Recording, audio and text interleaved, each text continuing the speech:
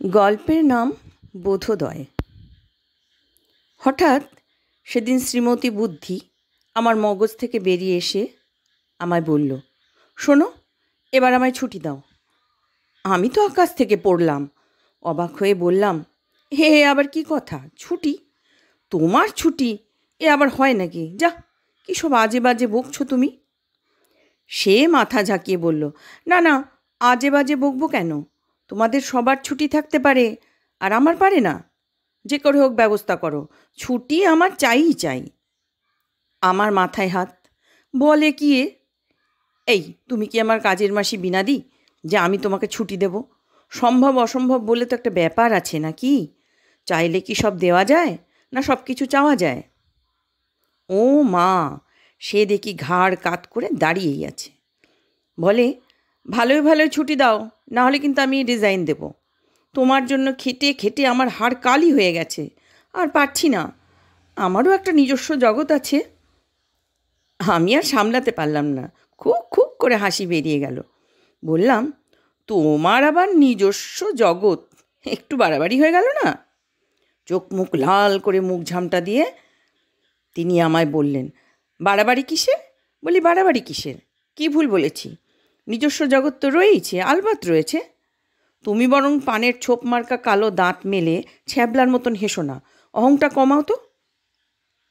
কি ঝগড়াটি রে বাবা, আবার জ্ঞানও দিচ্ছে।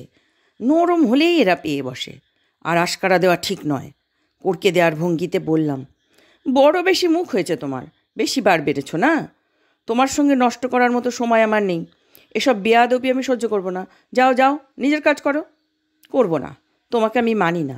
কি করবে করো দেখি। তীব্র গর্জন করে উঠল মহিলা। বাবা, কি বাজখাই গলা! আমার প্রায় কানে তালা লাগার উপক্রম। প্রথমটা ঘাবড়ে গেলেও আমিও কম যাই না। তবে রে পাজি মেয়ে, যার শিল যার নোড়া, তারই ভাঙি দাঁতের গোড়া। আমার খেয়ে আমার পড়ে আমার মগজে বাস করে আমার মুখের ওপর কথা বলা, চপ! এত বড় দুঃসাহস! ওরে বাবা, এ যে দেখি মোটেও ভয় পাচ্ছে না আমাকে। তেড়ে আসছে দেখো, চোখ বড় বড় করে, সাক্ষাৎ শূর্পণখা। কে বলবে আমি ওর মালিক? পাত্তা তো দিচ্ছেই না। আবার দেখি তুই তুকারি করছে। কি এত বড় কথা? আমি তোর খাই না পড়ি? এত গাড়ি বাড়ি হাঁকিয়েছিস কার জন্য? পেটে তো বিদ্যা ঢনঢন করছে। শুধু আমি ছিলাম বলে চালিয়াতি করে, লোক ঠকিয়ে, 2 নম্বরই করে লোকের চোখে ধুলো দিয়ে ফুলে ফেপে উঠেছিস। অকৃতজ্ঞ 420 কোথাকার! থাকলো তোর নোংরা মগজের নোংরা সংসার। যত বড় মুখ নয় তত বড় কথা। আমি চললাম। আমার মাথাটা বোঁ করে ঘুরে উঠল। সামলে নিয়ে একটু নরম হয়ে বললাম, এই এই শোনো শোনো, মাথা ঠান্ডা করো, পাগলামি করো না তো। পথে হেসো বাচ্চাধন। থেমে গিয়ে টিটকিরি মারে হতচ্ছাড়া বুদ্ধিটা। রাগে গা জ্বলে গেলেও খুব সোহাগ মাখা স্বরে বললাম, দেখো দেখি, এতদিনের সম্পর্ক তোমার আর আমার, যাকে বলে মানে আজন্ম সম্পর্ক, এভাবে কি ভেঙে দেওয়া যায়? চলে যাব বললেই কি চলে যাওয়া যায়? মানছি তোমার পরিশ্রমটা একটু আজকাল বেশি হয়ে যাচ্ছে, সত্যি একটু বিশ্রাম দরকার, সেটাও আমি বুঝি। কিন্তু বলো, তোমাকে ছাড়া আমি, সেটা কি সম্ভব? দেখলাম রাগটা একটু থিতিয়েছে। বুঝতে পারলাম বেশ ভালো রকম অয়েলিং করতে হবে। আবেগ মথিত কণ্ঠে বলতে থাকি, বলো, তোমাকে ছাড়া একা কখনো থেকেছি? এই দেখো না, বড় বাড়ি, ছেলে মেয়ে বউ কেউ নেই। মামার বাড়ি বেড়াতে গেছে, তবু আমি কেমন দিব্যি রয়েছি। কিন্তু তোমাকে ছাড়া আমি থাকতে পারবো না, অসম্ভব। তুমি যে আমার কতখানি তুমি নিজেও জানো না। কিন্তু বোকা মেয়ে, বড্ড রাগ তোমার। ওই রকম পাড়া গেঁয়ো ঝগড়া তোমাকে মানায়? তাছাড়া একটু করে, মানে তুই টুই না বলে একটু তুমি করেও তো কথা বলা যায়। সে যাক, রাগলে কিন্তু তোমাকে খুব মিষ্টি দেখায়। এই, ন্যাকামো করো না তো, ওসব আমি পছন্দ করি না। কায়দা কানুন ছাড়ো।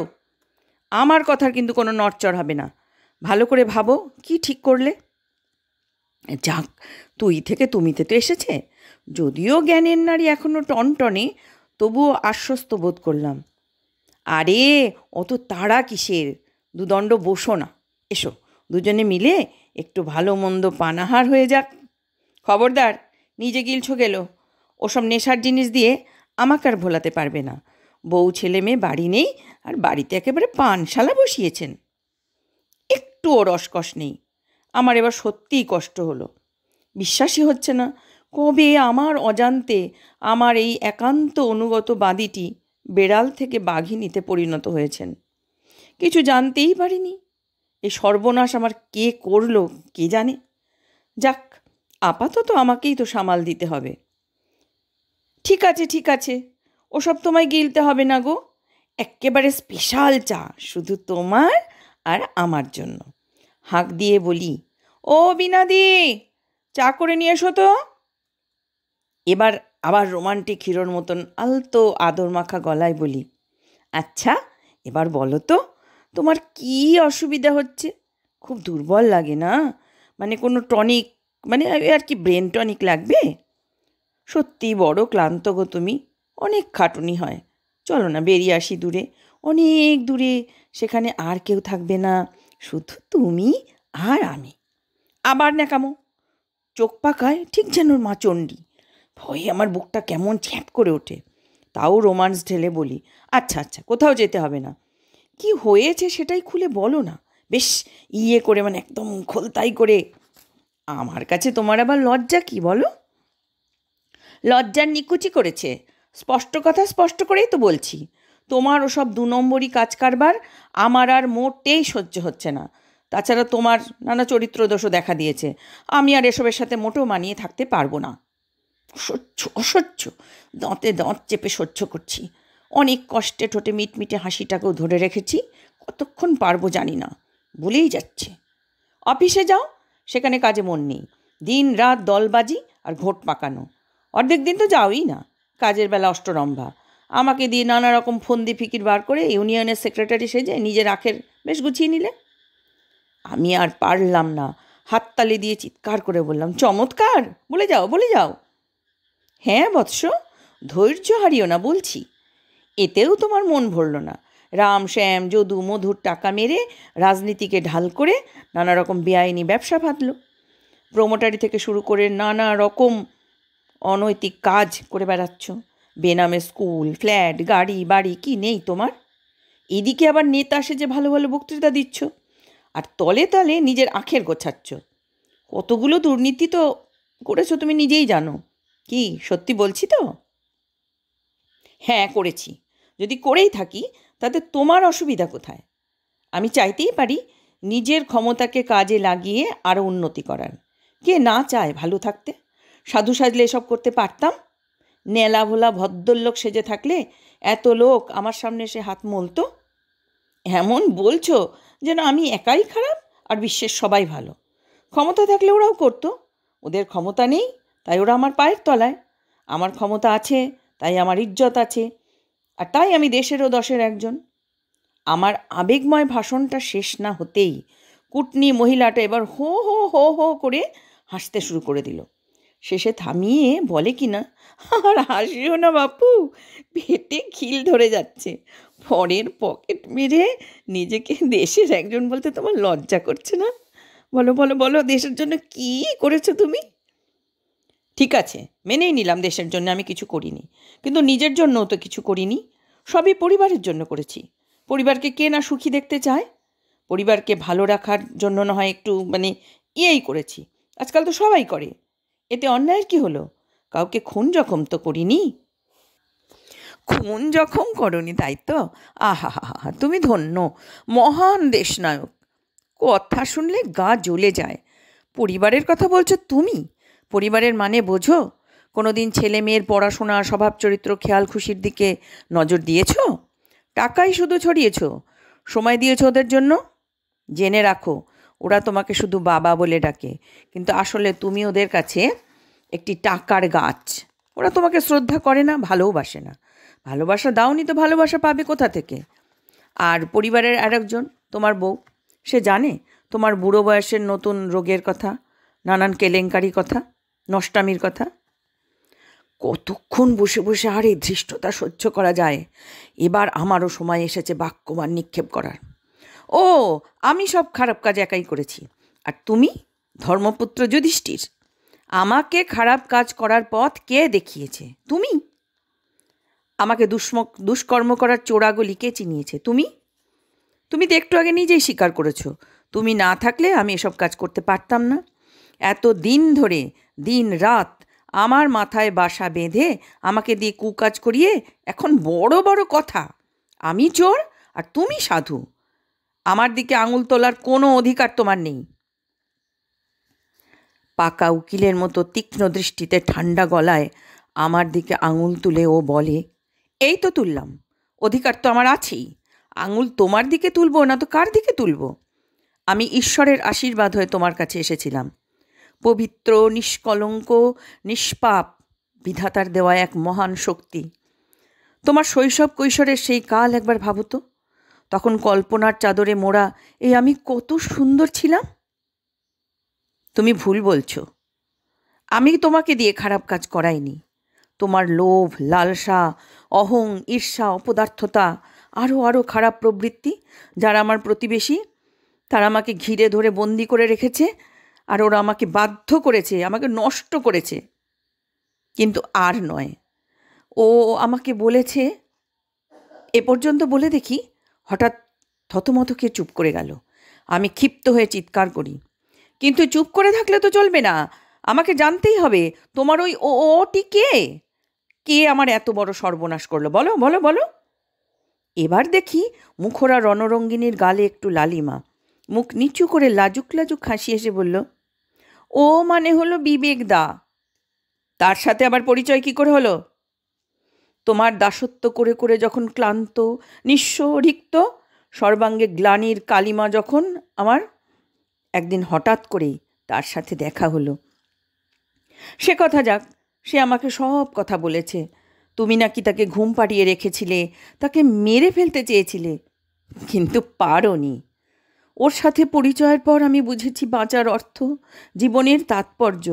ওই আমাকে জুগিয়েছে প্রতিবাদের ভাষা। বটে, এত দূর? ওই বিবেকানন্দ বাবুই তাহলে নাটের গুরু। উনিই তোমার মাথাটা খেয়ে আজকাল তোমাকে বিপথে চালিত করেছেন। তা বিবেকানন্দ বাবু আর কি কি বলেছেন? সেসব কথা আমি তোমাকে বলবো না, আর বললেও তুমি বুঝতে পারবে না। আমার সাফ কথা, ওই লোভ, লালসা, হিংসা আর কয়েকটা কুচুটি আছে, আমি তাদের সঙ্গে থাকতে পারবো না। ওদের জন্যই তো আমার দুই বান্ধবী দয়া আর মায়া এখানে বেড়াতেও আসতে পারে না। হয় ওরা থাকবে, নয় আমি থাকবো। তাই আমরা ছুটি চেয়েছি। বাবা বাবা, জুটি বেঁধে ছুটি? আমি থেকে একেবারে আমরা? নট্ট কোম্পানির পালাটা তো ভালোই সাজিয়েছ বুদ্ধি দেবী, চমৎকার। কিন্তু একবার ভেবে দেখেছ যে আমার শরীর ছেড়ে বেরোলে তোমার অবস্থাটা কি হবে? তোমার তো অস্তিত্বই থাকবে না, তখন ওই ছুটির মানে কি? চালাক মেয়েটা এবারে একেবারে ফিল্মি নায়িকার মতন হাত নেড়ে নেড়ে বলে, তোমাকে ছাড়া আমার অস্তিত্ব নেই, তাই তো? সেও ভালো। এই অর্থহীন জীবন থেকে একদম ছুটি নেওয়া ভালো। এই শূন্যতার থেকে একদম শূন্য হয়ে যাওয়াও ভালো। সে ভয় আমি পাই না। ন্যায় ও সত্যের জন্য এই পৃথিবী থেকে না হয় আমি চলেই যাব, তার বেশি কিছু তো নয়। মরতে তো একদিন সবাইকেই হবে, কেউ দুদিন আগে আর কেউ দুদিন পরে, কিন্তু তোমার সাথে আর নয়। আমি আর বিবেকদা না হয় পরপারে গিয়েই মিলিত হব। এই সময় দেখি হন্তদন্ত হয়ে ঝোলা ব্যাগ কাঁধে কবি কবি চেহারার একজন লোক ঢুকছে। বুদ্ধি ন্যাকা ন্যাকা হেসে বলল, এসো বিবেকদা। ও, ইনিই তাহলে সেই নাটের গুরু? এটাকে আমি শেষ করেই ছাড়ব। আমি হাতের কাছে কিছু না পেয়ে একটা খবরের কাগজ রোল পাকিয়ে ওর দিকে তেড়ে যাই। অসহ্য রাগে চিৎকার করি, তুই আবার এই আপদ কোথা থেকে জুটলি রে হতবাগা? চালবাজির আর জায়গা পাসনি, দুজনে মিলে আমার শান্তির সংসারে ঘোট পাকাচ্ছিস। আজ তোর একদিন কে আমার একদিন, পাজি নচ্ছার কোথাকারে। এবার বিবেকটা আমার দিকে জ্বলন্ত দৃষ্টিতে তাকিয়ে হাত উঁচু করে মুঠি পাকিয়ে বক্তৃতা দিতে শুরু করলো। পারলে আমাকে ঘুম পাড়িয়ে রাখতে, পারলে মেরে ফেলতে। অনেক চেষ্টা করেছিলে পাষণ্ড, বুদ্ধির জীবনটাও তুমি নষ্ট করে দিতে চেয়েছিলে। তোমার চক্রান্ত বানচাল করে এখন আমরা এক হয়েছি। দুনিয়ার কোনো তাকত পারবে না আমাদের রুখতে। বলো বুদ্ধি, বলো, হাত মুঠি করে বলো, লোভ লালসার কালো হাত ভেঙে দাও, গুঁড়িয়ে দাও। বুদ্ধিও স্লোগান দেয়, ভেঙে দাও, গুঁড়িয়ে দাও, ভেঙে দাও, গুঁড়িয়ে দাও। তবে রে, আমার বাড়িতে বসে আমার বিরুদ্ধে আন্দোলন, আমার নাকের ডগায় আমার বিরুদ্ধে মিছিল করা? দূর হ, দূর হ, পাজি হতভাগার দল। দুষ্টু গরুর চেয়ে শূন্য গোয়াল অনেক ভালো। আমি মরে যাব, তবু এ পাকামো আমি সহ্য করব না। বুদ্ধি কোমরে হাত দিয়ে আমাকে শাসায়। চপ, দাঁত ভেঙে দেব। বিবেকদার নামে আর একটা কথাও বলবে না। চলো বিবেকদা, এই অপমান সহ্য করে এখানে আর এক মুহূর্তও থাকবো না আমরা। বাঁচা গেল। কিন্তু বিবেকটা আমার থেকেও পাক্কা পলিটিশিয়ান। বলে কি না, না না বুদ্ধি, রণক্ষেত্র ত্যাগ করা আমাদের কাজ নয়, আমরা লড়াই করব।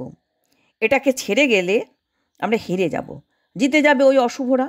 চলো, আমি আর তুমি ওর শরীরে ফিরে যাই। এতদিন আমরা বিচ্ছিন্ন ছিলাম, তাই কিচ্ছু করতে পারিনি। এখন আমরা এক হয়ে গড়ব আমাদের ভালোবাসার সাম্রাজ্য। লড়াই করেই গড়ে তুলব আমাদের ভালোবাসার সংসার। বলো, লড়াই লড়াই লড়াই চাই, লড়াই করে বাঁচতে চাই। এই না বলে দুই শেয়ানা আমার দোকান দিয়ে সুরুৎ করে আমার ভেতরে সেদিয়ে গেল। অবশেষে বিনাদির প্রবেশ চায়ের কাপ হাতে। ও দাদা, একা একা কার সাথে কথা বলছো? দাদা গো, এত নেশা করোনি। খ্যাঁক করে উঠলাম। তোমার তাতে কি? এতক্ষণ বাদে চা নিয়ে এসে আবার। কথা শেষ না হলেও বা কানের ভেতর থেকে হাত বাড়িয়ে বিবেকটা আমার মুখ চেপে ধরে, ফিসফিস করে বলে, ওভাবে নয়, ভালো করে। আর বুদ্ধিটা ডান কানের ভেতর থেকে হাত বের করে আমার কানটা মুলে দিয়ে বলল, এভাবে বলো, আমার মতো সুন্দর করে। আমার মুখ দিয়ে দেখি মধু ঝরছে। বিনাদি, কি সুন্দর চা হয়েছে গো। অকস্মাৎ এহেন সুর বদলে বিনাদি থতমত খেয়ে গেল। গোল গোল চোখে আমার দিকে তাকিয়ে আছে। আমার খ্যাঁকের পরে এই মধুবর্ষণ ও যেন নিজের কানকেও বিশ্বাস করতে পারছে না। বুদ্ধি আবার ফিসফিস করে বলল, এবার বলো। আমাকে অবাক করে আমি বলে উঠলাম, থুড়ি। আমার ঠোঁট নড়ে উঠল। বিনাদি, তোমার শাড়িটা পুরনো হয়ে গেছে গো, এই নাও 500 টাকা, একটা নতুন কিনে নিও। বিনাদি চলে গেছে আমার কড়কড়ে 500টা টাকা নিয়ে। ইস, টাকা তো নয়, আমার বুকের একটা হাড় যেন খুলে নিয়ে গেল। চোখ দিয়ে টপ টপ করে জল গড়াচ্ছে। অসহায় আমি একা। দোকানের ভেতর থেকে আমার ওই শত্রু দুটো সমানে বলে যাচ্ছে, প্রথম প্রথম ওরকম হয়, আস্তে আস্তে অভ্যাস হয়ে যাবে। দস্যু রত্নাকরও মোরা মোরা বলতে বলতে রাম বলেছিল, কেঁদো না কেঁদো না, এবার একটা গান ধরো তো। হায় রে, এরা আমাকে দিয়ে গানও গাওয়াবে, এই ছিল বিধি তোমার মনে। আমি শুনলাম, আমি হেরে গলায় গান ধরেছি। নিজের কান চেপে ধরতে চাইছি, আর ওই পাজি দুটো আমার হাত চেপে ধরছে, পারছি না। আমি গাইছি, হও ধরো মেতে ধীর, হও করো মেতে বীর, হও উন্নত শির নাহি বয়। গাইছি তো গাইছি, থামার নাম নেই। আমার সেই অদ্ভুত বিটকেল সুরসুধায় বিনাদি মুখে কাপড় চাপা দিয়ে একাই হেসে লুটোপুটি খাচ্ছে।